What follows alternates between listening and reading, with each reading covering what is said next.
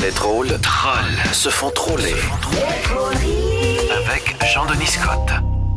On retrouve Jean-Denis Scott qui revient sur cette déclaration du ministre Fitzgibbon qui veut couper la moitié des voitures.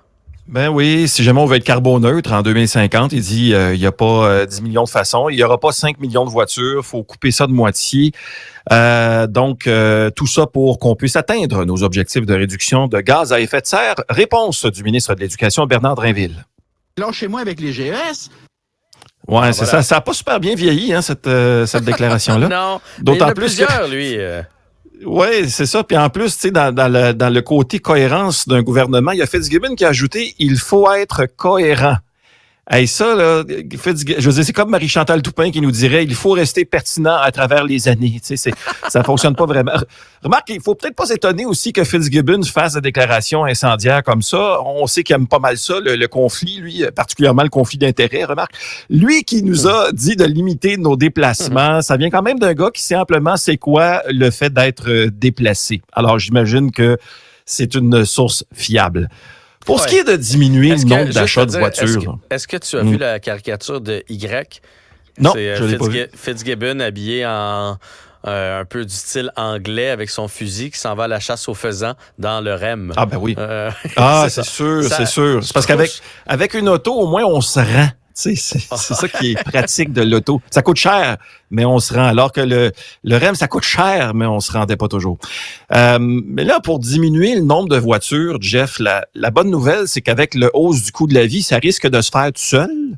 Parce que, tu sais, en tout cas, cela étant dit, Montréal et Québec, ça va. Québec-Montréal en Bixi, ça risque d'être pas mal plus long. Le film Québec-Montréal aurait été un très, très long métrage si ça avait été fait en Bixi, un peu plus plate aussi. Ce qui nous amène à la question, à quoi ça va ressembler se déplacer au Québec en 2050, tu sais? Montréal-Gatineau en pogoball, Rimouski-Matane en, je sais pas, en traîneau à chien, je sais pas, l'Assomption-l'Épiphanie en gnou, tu sais, il va falloir se trouver des animaux, je sais pas. Écoute, c'est le nouveau moyen de transport le plus hot au Québec, c'est le pied. Tu sais, les deux pieds. Je suis déçu d'avoir vendu ma Eagle Talon en 2004. Moi, je savais que j'aurais dû m'accrocher à ça. Colibine. Ouais. Ah, mon Dieu. Et on est rendu là. Le paddleboard sur le fleuve, là, ça va être incroyable.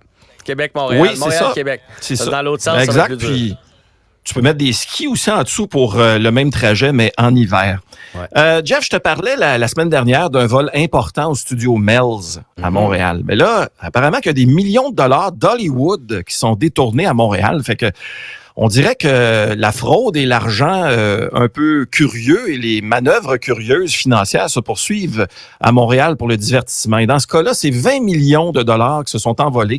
Il y a même le conglomérat médiatique Rakuten qui a récemment reçu l'autorisation de saisir un compte détenu par des producteurs à la Banque nationale ici au Québec. Et ça m'a vraiment étonné parce que habituellement, quand on voit fraude et comptes de banque au Québec, c'est Desjardins. Mais là, c'était la Banque de Montréal. Moi, je suis tombé en bas de ma chaise. Il y a même un méga film qui a été mis sur la glace à cause de cette méga fraude-là. Pour vrai, c'est un film dans lequel on devait voir Vin Diesel et Jackie Chan. Ouais. Ça s'appelle XXX. Autrefois, Tweet. Alors, je ne sais pas si on va le voir, ce film-là, mais ça a l'air que pour l'instant, c'est sur la glace. Parlant de X, Jeff, Elon Musk, qui a passé à acheter Twitter pour 44 milliards de dollars, a décidé de forcer les utilisateurs de TweetDeck à payer pour utiliser l'application. 44 milliards. Hey, ça coûte cher fermer une compagnie. Hein? C'est long. Hein? C'est long. C'est un peu comme le gentil 2 des réseaux sociaux. Tu sais, c'est assez...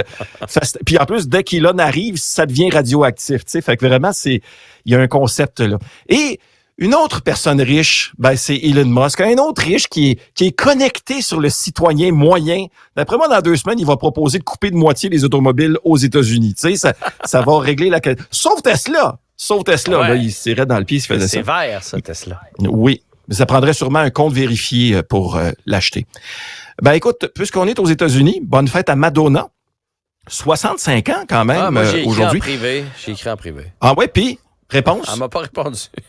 Ça n'a pas fonctionné. Il faut dire que peut-être que la raison pour laquelle elle communique pas beaucoup, c'est parce qu'elle doit passer sa fête un peu isolée. Elle combat un malaise. Les gens n'ont pas vraiment le droit de l'approcher, pas tant parce qu'elle est malade ou que c'est contagieux, mais c'est parce que si les gens sont trop proches du corps de Madonna, ils pourraient être contaminés au BPA, BPH. C'est un peu dangereux. Madonna, qui, on le rappelle, est la sœur de Maradona. Je lis ici Saint-Dona aussi et Dunkin' Dona aussi. Ah! Ouais.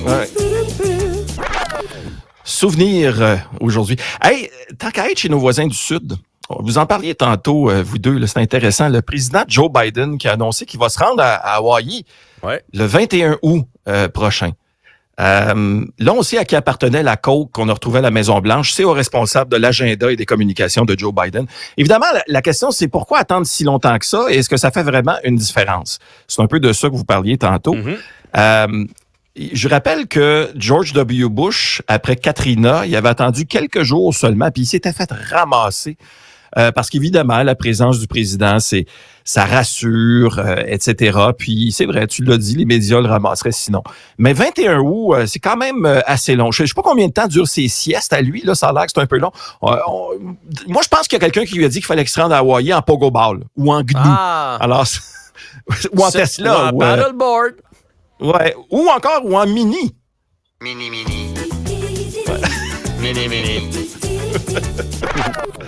Oui, écoute, aux États-Unis, il y a un homme qui va faire de la prison après avoir mal géré son véhicule. Il a crashé son camion dans une bibliothèque municipale. Le juge a statué que le condamné devra subir sa peine en prison, même s'il s'agissait de sa première infraction à ce chapitre. Mais malgré l'allure bad boy de l'individu qui a crashé dans une bibliothèque, le juge il lui a donné une peine relativement clémente, en rappelant qu'il faut jamais juger un ivre par sa couverture. En terminant, le Canadien... pas en terminant, je veux juste faire une petite nouvelle rapide comme ça que j'ai vu passer hier. Le CH a indiqué hier que son centre d'entraînement de Brossard va se nommer le complexe sportif CN. Tu as sûrement vu passer ça. Oui. C'est cool, mais bon, des gros trains comme ça pourrait quand même changer l'ambiance sonore quand le Canadien compte un but.